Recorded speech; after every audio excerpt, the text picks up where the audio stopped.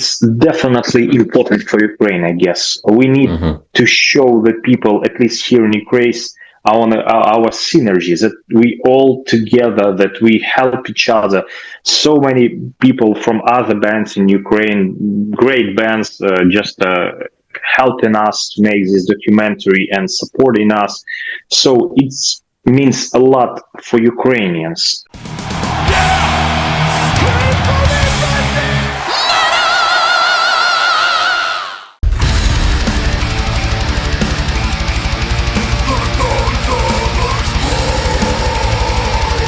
Alex of Helion of Ukraine, thank you so much for your time today. I really appreciate it. How are you doing today? So far, so good. We have pretty tough time here in Ukraine now, due to this war. And one thing that I can tell that we are still alive, and try to be alive and move on, with all the aspects of our lives, like family, music, and jobs and whatever. So yeah. It's been over 3 years now since the invasion. I mean, I know that the tensions between Ukraine and Russia go back much longer than that, but it's been 3 years since the actual invasion started. And you say, we're just, kind of moving on here, with jobs and family and music.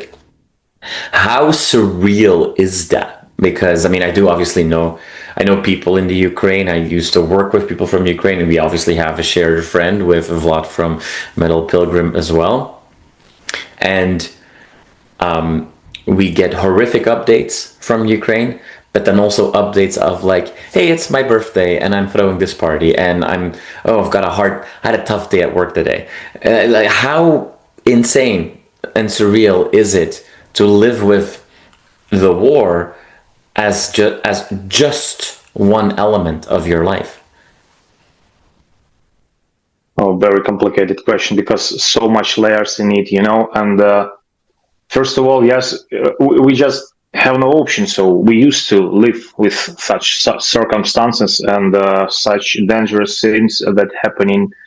And I live in Kiev, and just a couple of days ago, it was a huge, very massive attack from drones and missiles from Russia. So yeah, it was terrible night, because just nearby a lot of fire, and the air protection system is working, so it's very loud. I have a lot of kids here, and I have 3 daughters, so just could imagine that it is really stressful for everybody. And but on the other hand, we don't have any choice. We have to move on. We have to live our lives and do our things, because I tell you that we're used to, when all this huge war started, we thought that Second World War were like a 6-year, and we thought, there's so many years. We suppose that it will end soon.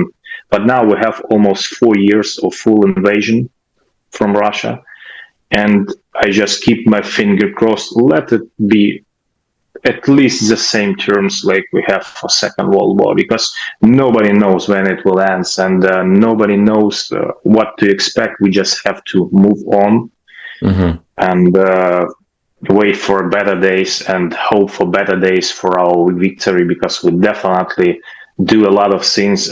As you mentioned, we work together with a lot. We help each other, like volunteers, support our army, and do whatever we want when we want. And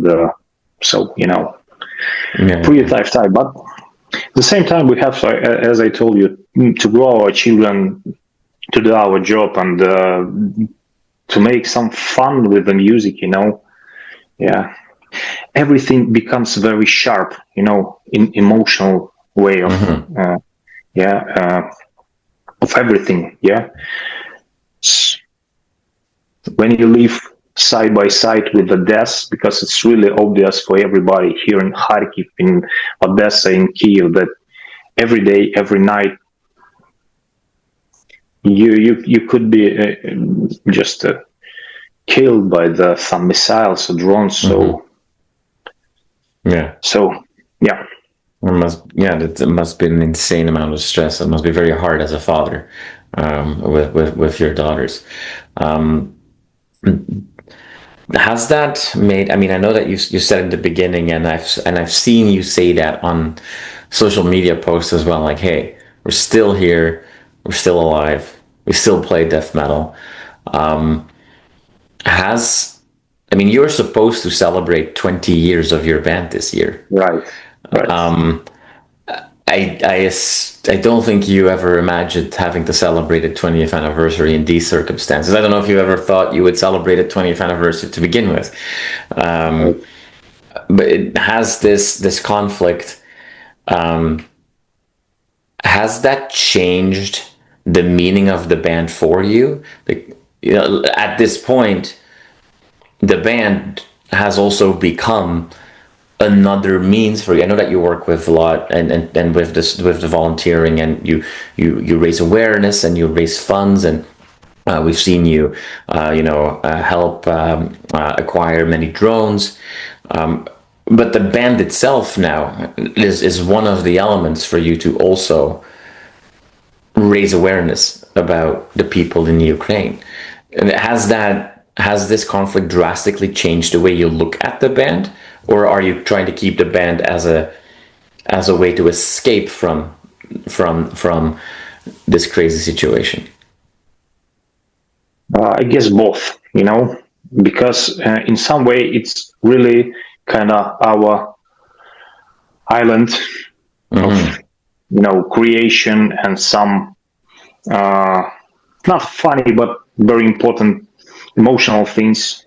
Right. But in other way, it's our tool to talk to the world, and so both ways are very important.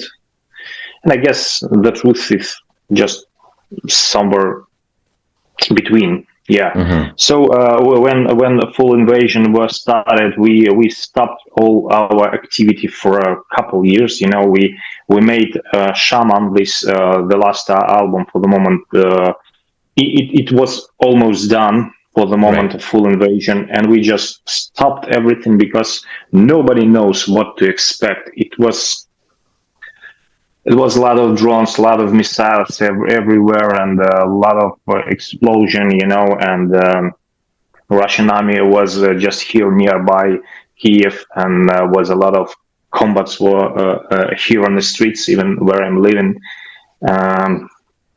And it was not about the music, definitely. Yeah. So we stopped, and 1 year passed, and we understood that we need to do something, because first of all, it's one of the options how we could survive emotionally, how we could develop as the human being, as our way of evolution, maybe like a musician. Emotionally, I don't know. So a lot of meanings here. And the other way, we just have to talk about Ukraine, it's not so easy for us to go in and tour. There is a huge problem for the moment, not so many bands from Ukraine has opportunity now to tour anywhere. So it's just a problem, because it's one of the great tool to talk about Ukraine, to talk about our problems, our situation, through our music, especially. So, yeah.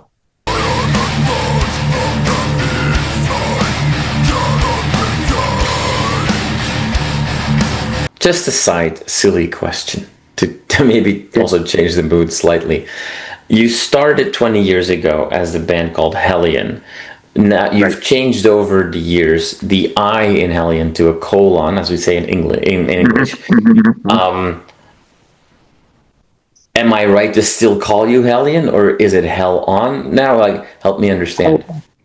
Yeah, it's Hell On. I guess when we started, in 2005, we called Helion. It was a proper name because we were young and active. Idea comes from this song from Wasp. Wasp, Black Lawless, and his track. So Helion, it was like very well, very fits.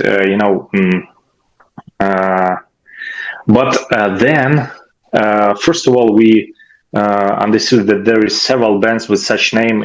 Previously in USSR period, we had here somewhere. I have no idea, but I saw vinyl in my father's collection.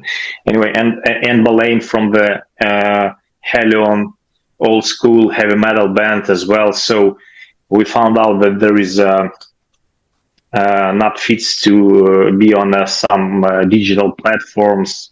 Of course, in 2005 and 6 and 7, it was not so common like today, but still some problems with the rise. In 2008, I suppose we signed a contract deal for a second album with EMI Music. It's just a comp music. It was like a sub-label here in Ukraine, and it already was a problem, with some copyrights and stuff like that. So I suppose, probably in this period, that period, we decided that it will be easy for us not to rebrand totally, but just remove in the input, just the columns, and it has some more hellish meanings, more dark, more death metal. I don't know. So now it perfectly fits. So I feel like a part of our creation, and it's hell on, like hell on, hell off. We has a switch to it, hell on. So Now, I mean, to just make this completely a silly question, but have you like stylish? It looks cool, the colon, but have you have you been annoyed with your choice of putting a colon in the middle of your name? Because I also know, for hashtags and handles and social media platforms, that can sometimes be confusing as well. So has that been annoying? Yes. Yes, a lot. We have a lot of critics about the band name, and I know a lot of like a Google system and web search is not helps us a lot. When we try to, but if we talking about the death metal as is, it's a niche. It's not for mass. So that's why I feel pretty comfortable to be, just not for everybody. So it's totally okay. It's perfectly fits my expectation, about our music. So in this way, we just don't care. So let it be in a way it is, and it's okay. It's okay. Let it be 2 columns. Let it be not so easy to find, not so easy to explain. But anyway, if we are satisfied with it, so who cares?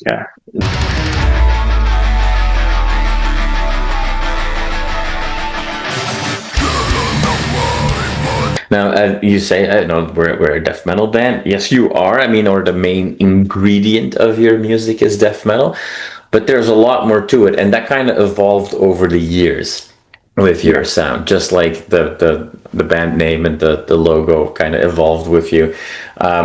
You started introducing over the years, and we see a lot of that on the latest album, Shaman. Traditional and folk instruments, not necessarily Ukrainian instruments, but just like unexpected, instruments and singing styles for death metal. But on top of that, also, there's a lot of, in your sound, there are groove metal and there are thrash metal influences as well. Really kind of making this unique cocktail. And we talked earlier about this conflict has given you almost, even more of a reason to have your own identity, and in the music that's kind of move at the same time as well. How important is it to you that, you're not a traditional old school death metal, right? You're not another band that is idolizing Deaf and Morbid Angel. You've really focused on creating something quite unique. With there's throat singing in there, there's sitar music, there's other instruments in there. How important is that for the band that you make something truly unique? Yes, we have a lot of influences and a lot of it's definitely mix of groove metal, thrash metal.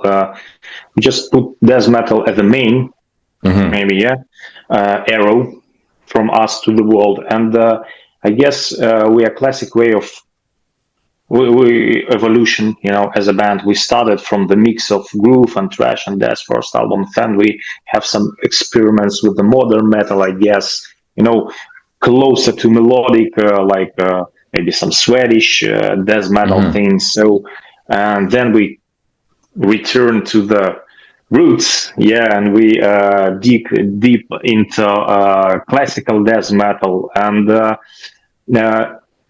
in a period of 2015, I suppose, we thought that we have to find something unique, which will describe us as some. So actually, it was maybe kind of crisis for the first 10 years of our experience playing some music. So we were looking for some. We were looking for us, actually, And it was a particular moment. As I remember, we made a video on our opener from Once Upon a Chaos album. Oh, this vinyl. So in 2015, we made on Hortitsa Island. Hortitsa Island, there is a national museum of history, actually in Zaporizhzhia, it's my native city, where it's a cradle of Scythians, cradle of Cossacks. It's history of Ukraine, and even more deeper in edges. So, very cult place. And we made this video on a burial complex called Scythian Stam. And there are a lot of monuments and special graves and old stones with all kind of history. So, I mean, it was some turning point to understand that we are in the right way. This particular album, Once Upon a Chaos, we firstly took sitar to the record. Then we used goat pipe, throat singing, and it was like just wow, it's magic, Actually, this is how it started to feel. It started the way to us, because first 10 years was just like a lot of experiments and looking for our sound ourselves, and then we understood that we finally at the beginning of our own road, on the 10 years of our existence.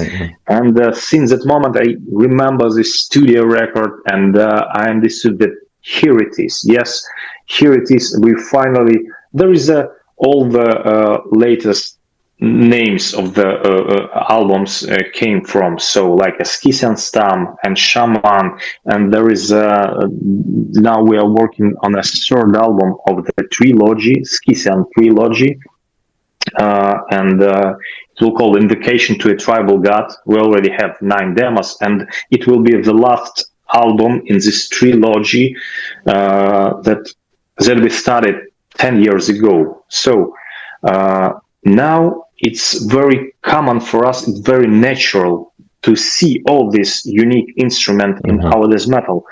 We bring more atmosphere. We finally we understood that the best magic, let's call it, moments on the rehearsals and on a stage, when it becomes like a shaman ritual, So we all kind of in trance. I mean, we are not high, during the records or something like this. So it's just a natural way of musician to feel each other, it's like a jazz, when you improvising and found So just like a play riff by riff and some drums pattern and just like boom and something turning on like a hell on, yeah, some shamanism, some ritual started, and there is very special moment that just to describe and mark you on its way, yeah, and now I'm totally satisfied with our sound and with all these instruments.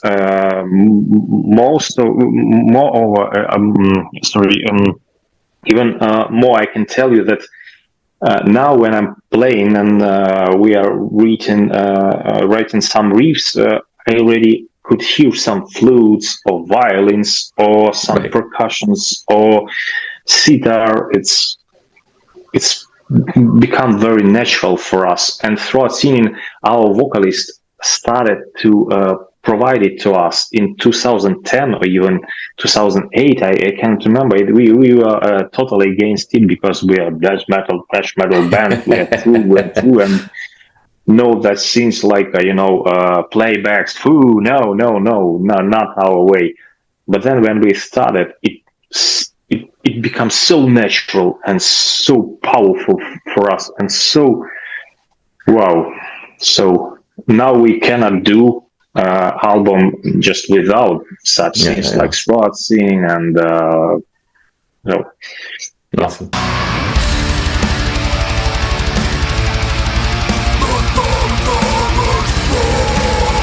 For a band in your situation, it is near impossible to tour or to put on a lot of shows, and that makes a lot of sense. You are clearly, well down the path of producing the next album, and you're clearly in any way you look at it, living in the moment right now. With all that in mind, that 20th anniversary, is that on your mind? Do you care about milestones like that? Do you want to celebrate that in a certain way? Or is it like, what, we are living in the present and that's the only thing that matters right now? It's at the beginning of this year, and this was the 20th anniversary of the band, and we just made a couple of videos on the previous album, and one day we just had a small party celebrating one of the video together with our producer and Blood Metal Pilgrim, in a bar. We just talked, and they told me, Alex, 20 years, you should make documentary, because just check, there is no death metal bands, almost no death metal band in Ukraine on a stage with still alive. I mean, there is no death metal band on Ukrainian stage. They are still alive, still producing something. So you have to make something. You have to tell this young people, young musicians in Ukraine that you still playing and you have such experience, like playing with the Napalm Death in 2005, or with Creator, or with Megadeth, for example, or our last small tour in Ukraine was with Rotting Christ, a couple of concerts. It's huge for Ukraine, especially now. So I changed because I thought, who cares how many years we have in a row? But they changed my mind. And now when we start to collect materials, we made some posts on Instagram and Facebook. Guys, please send us materials, especially from the zeros. Yeah.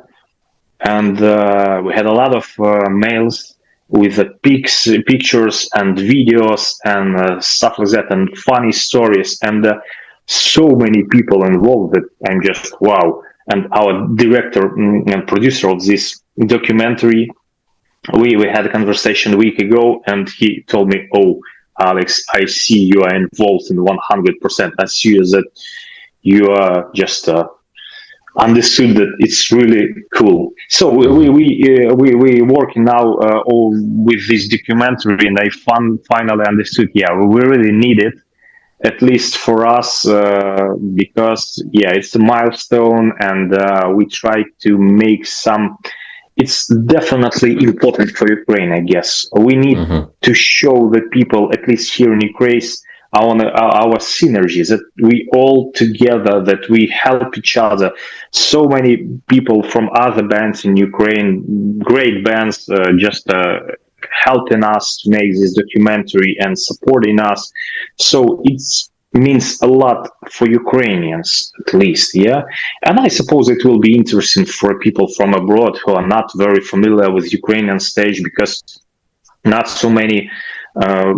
There's not a good time for Ukraine to represent, but maybe that's why it's the best time for Ukraine, to introduce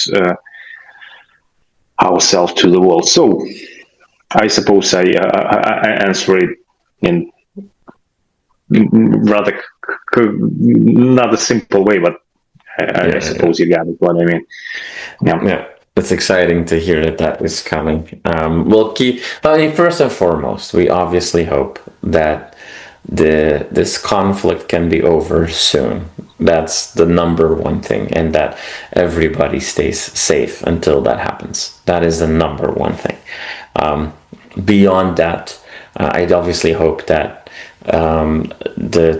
the situation improves to the extent that you can play more music and that you can share your music with the world, and then we'll keep our eyes open for when official announcements come for the documentary, and that will be very exciting. Alex, thank you so much for taking time. I really appreciate it. I hope you have the opportunity to enjoy a nice evening now with your family. And I will keep my eyes open, like I said, for everything that's coming our way. Thank you so much for your time today. I really appreciate it.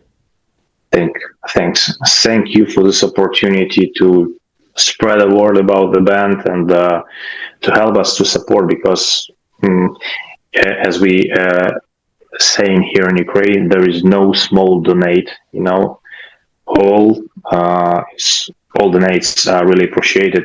Whatever you're talking about it, you're writing about it, you're playing about it, yeah. And now we will have just a couple more words, okay?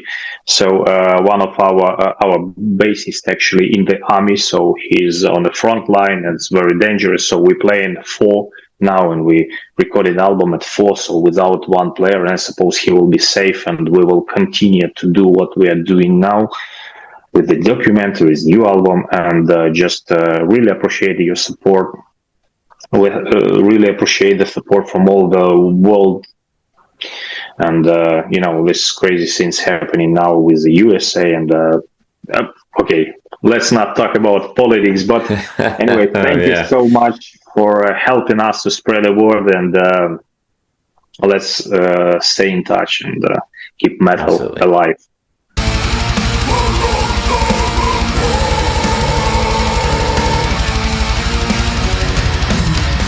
You are awesome for watching this video. Click right here to see more content like it, and subscribe to the channel.